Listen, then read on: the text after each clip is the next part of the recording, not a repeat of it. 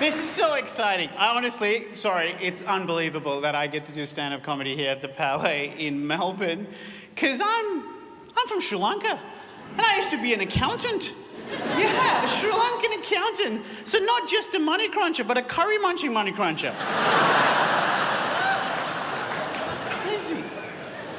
I love this new job of comedy, right? But I gotta be honest with you, you meet some interesting characters. I had one of the sweetest, most gentle, well-intentioned elderly couple talk to me, but oh my God, their casual racism was just delicious. The lady comes up to me and she goes, "Hey, that was really lovely. We enjoyed that. But you know, you're from Sri Lanka, right? You're missing the opportunity to do a little skit or riddle about 7-Elevens. Fucking, am I? How's that phrasing? I'm missing the opportunity to do a skit or riddle. I was far more offended by the fact that she called what I did skits and riddles. But before I could say anything, her husband jumps in and defends me and goes, "Mate, don't listen to her. You keep doing what you're doing. I love it. I love how you've come from overseas and you're telling your story as a comedian. You're telling your immigrant story. I love how you've taken your disability and made it an ability. It's just..." Hey, don't get me wrong. I'm not trying to be judgy, though, because I think we all have our own prejudices, things that we don't understand and maybe a bit more intolerant of that we should be. Like, for example, I had one scary experience when I first came to Australia, and since then I have an irrational fear of junkies, drug users. Actually, I don't even like the term junkie anymore. Let's go with something nicer like jonquet. Do you know what I mean? A bit more dignity to a jonquet, like, oh, enchanté, jonquet, you know?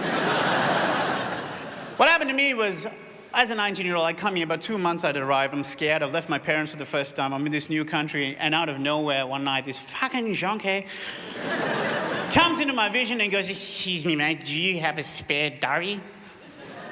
Look, I've been here long enough now to know what a durry is, but at the time, I didn't know what the fuck a durry was. I have since learned that it's a cigarette. A cigarette that you've nicknamed Dart, that's become durry, so I fucking love what you've done with the language. Well done.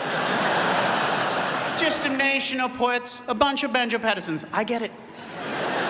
But at that time, I had no clue. But also because my racism paranoia was so off, even though he just asked for a spare durry, I swore all I heard him say was, "Excuse me, mate, do you have a spare curry?"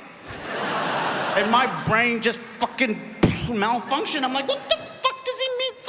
First of all, don't just look at me and assume I'm from the subcontinent. Like, look at me. I might be Greek. Don't just ask me about curry, sort of ask me about souvlakis or tzatziki, you jonki malaka. And look, just because I am from the subcontinent, don't just assume that we like curry. Don't assume all of us like, I mean, okay, I fucking love curry, all right, friend? I love it too much. Just shove naans down my throat, and when I get too full, I take home some samosas and I shelve them. But that is not the point. Also, what is this magical jonky world he lives in that apparently I love curry so much, he's asking me about spare curries. Like I'm walking around with a spare vindaloo and a spare tikka masala. On the off chance I need to dish it out to strangers. Like some sort of spicy Spider-Man. Just...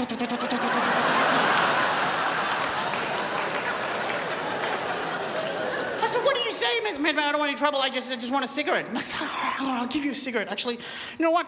Give me $20. I'll give you a whole packet." He goes, no, I just want the one." I'm like, "I can't give you one cigarette." He goes, "Why not?"